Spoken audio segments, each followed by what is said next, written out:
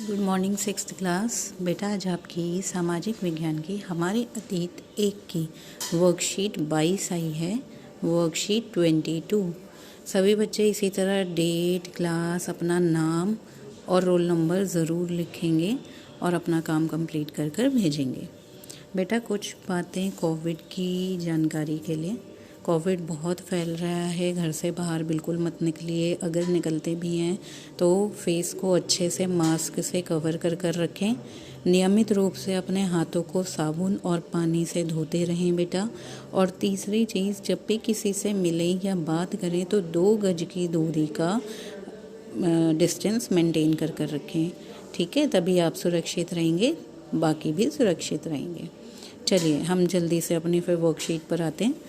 Worksheet है हमारी chapter 7, नए प्रश्न नए विचार का संघ टॉपिक। ठीक है, हमने पिछली बार महात्मा बुद्ध, महावीर जैन, इन सब की शिक्षाएं पढ़ी थी, इनके डॉक्ट्रिन्स पढ़ी थी, टीचिंग्स पढ़ी थी। आज हम पढ़ेंगे कि संघ क्या होता है। ठीक है, संघ एक ऐसा संगठन था जहां ज्ञान प्राप्ति के लिए घर का त्याग करने वाले लोग एक साथ रह सकें तथा ध्यान अभ्यास कर सकें। तो संघ एक ऐसा संगठन था, संगठन मतलब क्या होता है, ग्रुप, कि एक ऐसा ग्रुप जहाँ पर ज्ञान प्राप्ति के लिए जो लोग घर त्याग रहे थे वो सारे इकट्ठे रह सकते थे और अपना ध्यान अभ्यास कर सकते थे, ध्यान लगा सकते थे। संघ में रहने वाले बौद्ध भिक्षुओं के लिए बनाए गए नियम विनय पिटक नामक ग्रंथ में मिलते हैं। अब जो संघ में रहने वाले लोग थे उनके भी कई नियम थे जो बनाए गए थे और वो किस में लिखे गए, एक विनय पिटक नामक ग्रंथ में।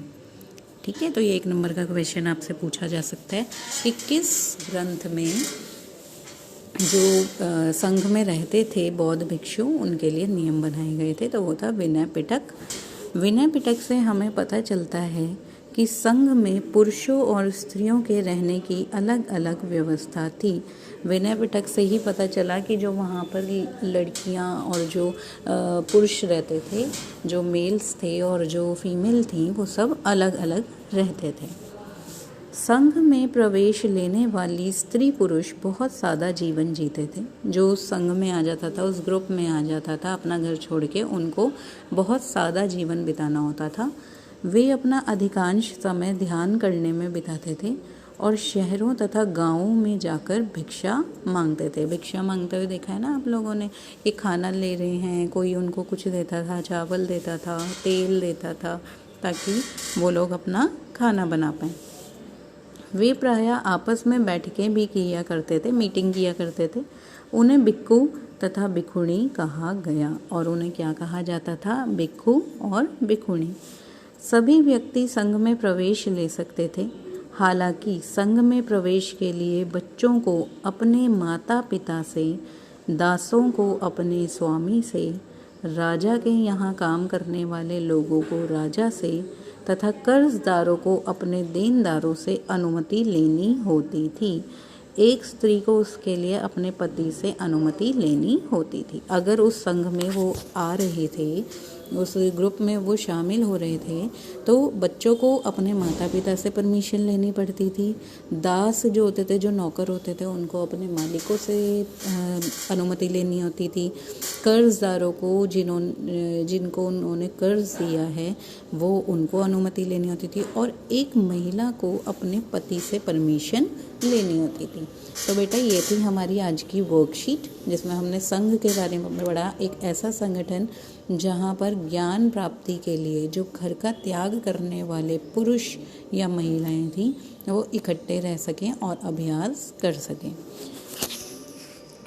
तो प्रश्न 1 है, संघ किन लोगों के लिए बनाया गया था। संघ किन लोगों के लिए बनाया गया था। संघ एक ऐसा संगठन था जहां ज्ञान प्राप्ति के लिए घर का त्याग करने वाले लोग एक साथ रह सकें तथा ध्यान अभ्यास कर सकें। संघ में रहने वाले बौद्ध भिक्षुओं के लिए बनाए गए नियम किस ग्रंथ में मिलते हैं, ये क्वेश्चन आ गया है। तो ये था विनय पिटक नामक ग्रंथ। 3rd क्वेश्चन है, संघ में प्रवेश लेने वाले व्यक्ति कैसा जीवन जीते थे। बहुत ही सादा जीवन जीते थे। ठीक है, तो ये क्वेश्चन आंसर आपको करने हैं। और काम कंप्लीट कर कर भेजना है बेटा।